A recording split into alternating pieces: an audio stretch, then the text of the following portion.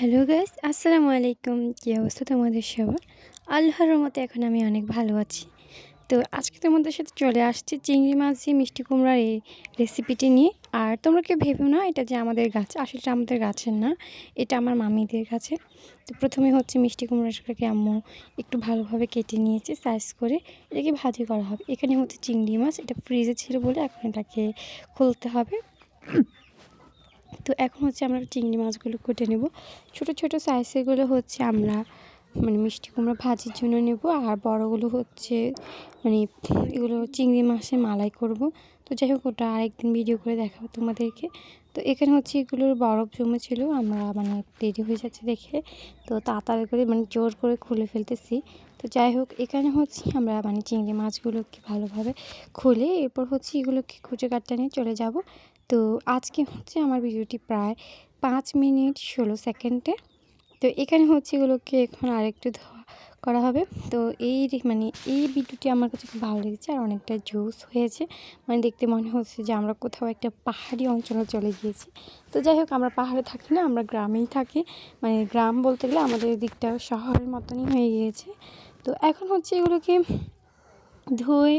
ধুয়ে নিয়েছি। এগুলোকে এখন এখান থেকে আলাদা করে বড় বড় সাইজেরগুলো আলাদা করে নিব, আর ছোটোগুলো হচ্ছে ভাজির জন্য নিয়ে নিব। একটা ভাইয়া আমাকে গত ভিডিওতে কমেন্ট করছিল যে আমি যাতে আমার কথাটা একটু জোরে বলি।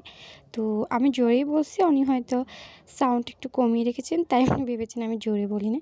তো যাই হোক, মিডিয়াম সাইজেরই বলি, তো যতটা শোনা যায়। এখানে হচ্ছে আমি বড় সাইজেরগুলো হাতের মধ্যে নিচ্ছি সুন্দরভাবে তোমাদেরকে দেখানোর জন্য। এই যে দেখো, এগুলো একটু বড় সাইজে, আর বাকিগুলো হচ্ছে ছোট সাইজে। তো আরেকটাকে আমি সর্বশেষ যেটা বড় ছিল ওটাকে দেওয়ার চেষ্টা করছি, বাট এটা কোনো পর্যায়ে দাঁড়ায় না ওখানে। তো যাই হোক, এগুলোকে আমরা আলাদা করে নিয়েছি, আরেকটা পাতিলে আলাদা করে নিয়েছি। এখন হচ্ছে ছোটোগুলোকে কেটে নেওয়া। তো এগুলোকে কাটতে কীভাবে আমি তোমাদেরকে দেখিয়ে দিচ্ছি।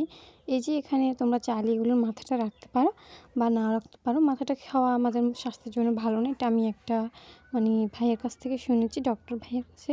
যাই হোক, এখান থেকে আমরা মাথার এই যে শক্ত অংশটাকে ফেলে দিয়েছি, আর ভিতরে একটা কালো আঁতের মতন কী থাকে, তো ওটাকে ফেলে দিই। এখন হচ্ছে আমরা এগুলো সব কিছু ধুয়ে নেব রান্নার জন্য। তো এখানে হচ্ছে চিংড়ি মাছ যতগুলো দেওয়া হবে ঠিক অতগুলো হচ্ছে আমরা এখানে ধুয়ে নিয়েছি। তো এই যে এখানে আমি এগুলো ভালোভাবে কষি চিপে একদম ভালোভাবে ধুয়েছি। এরপর হচ্ছে বড়গুলোর পালা। ভেবেছিলাম বড়গুলো রান্না করবে, পরে শুনছি যে না, আজকে না, পরে অন্য কোনো দিন রান্না করবে, তো ওই দিন তোমাদেরকে অবশ্যই। তো এগুলোকে ভালোভাবে ধুয়ে নিয়েছি। তো এই ভিডিওটা তোমাদেরকে এখানে দিয়ে দিয়েছি, কারণ ওগুলো সব কিছু ধোয়া হচ্ছিলো। তো এখানে হচ্ছে আরেকটা পর্যায়ে চলে আসছি মিষ্টি কুমড়াটাকে নিয়ে। তো মিষ্টি কুমড়াটা হচ্ছে এখানে ধুতে হবে ভালোভাবে। তো এটাকে ভালোভাবে একদম 3-4 বার মতন ধুয়ে নিচ্ছি এখানে। ধুয়ে ওই জন্য হচ্ছে আমরা চলতে। আর এটা শুটকিটা হচ্ছে আমাদের শিম রান্না করা, এটা হচ্ছে ইলিশের শুটকি। তোমরা চাইলে আমি ওই রেসিপিটাও দেবো, তো ওটা অবশ্যই আমি দেবো তোমাদের জন্য। তো তোমরা যারা আমার ভিডিও এত বেশি ভালোবাসো তারা অবশ্যই ফেসবুক পেজ আর ইউটিউবে গিয়ে অবশ্যই ভালোভাবে দেখে আসতে পারো। ওখানে আমি খুব সুন্দর করেই দিই, আর অনেক বড়টাই করে দিই। এখানে হচ্ছে আমি শুধু শর্টটাই দিয়ে থাকি। তো যাই হোক, এখানে হচ্ছে একটি কড়াইতে আম্মু কিছু সরিষার তেল দিয়েছি। এরপর হচ্ছে পেঁয়াজকে বেটে দিয়েছি, গ্লেন্ডার করে। এরপর হচ্ছিল রসুন গ্লেন্ডার করে। তো এগুলোকে ভালোভাবে এখানে কষিয়ে নিচ্ছে। এটাকে একটু ভালোভাবে কষিয়ে নিতে হবে, বাদামি করে নিয়ে আসতে হবে। এটা একটু বাদামি হয়ে আসলেই আমাদের মশলাটা দেওয়ার সময় হয়ে যায়। তো এখানে কিছু হলুদের গুঁড়া দিয়েছে, তোমরা 2 চামচের মতন দিতে পারো, পরিমাণ মতন দিয়ে দিও। তো এগুলোকে ভালোভাবে কষিয়ে এরপর হচ্ছে এখানে একটু পরিমাণ পানি দিয়েছে। এ পর্যায়ে হচ্ছে এখানে কিছু মশলা দিয়েছে। মশলাটা দিয়ে এরপর এটাকে ভালোভাবে জাল করে নিবি। এরপর পরিমাণ মতন লবণ দিয়েছি, আর পরিমাণ মতন মশলাও দিয়েছি, প্রায় 2 চামচের মতন, কারণ যেহেতু মিষ্টি কুমড়া আমাদের এখানে অনেক। এরপর হচ্ছে কাঁচামরিচ 3-4টা দিয়েছে। তো এগুলো হচ্ছে ভালোভাবে ধুয়ে নিবি। এরপর এটাকে ঢাকনা দিয়ে ঢেকে দিয়ে ভাপিয়ে এরপর হচ্ছে এখানে আমরা চিংড়ি মাছগুলো দিয়ে দেবো।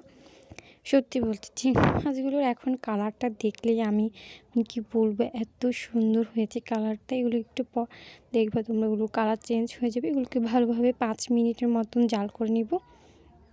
এই পর্যায়ে হচ্ছে আমরা মিষ্টি কুমড়োটা দিয়ে দিব। তো মিষ্টি কুমড়োর সাথে চিংড়ি মাছের মশলাটা কষিয়ে এরপর হচ্ছে আমরা এগুলোকে ঢেকে রাখবো প্রায় 10 মিনিটের জন্য। 10 মিনিট পরে এসে দেখো এই যে মিষ্টি কুমড়োটা হয়ে গিয়েছে। তো আজকের মতন ভিডিওটি এখানে। সবাই ভালো থাকবেন। ভিডিওটি ভালো লাগলে অবশ্যই একটি লাইক করে দেবে আর আমার আইডিটাকে ফলো করে দিয়ে যাবা। আর আমার ফেসবুক পেজ আর ইউটিউব চ্যানেলে গিয়ে তোমরা অবশ্যই ভিডিওগুলো দেখে আমাকে অবশ্যই শেয়ার করবে। তো আজকের মতন ভিডিওটি এখানে। সবাই ভালো থাকবেন। খুদা হাফেজ।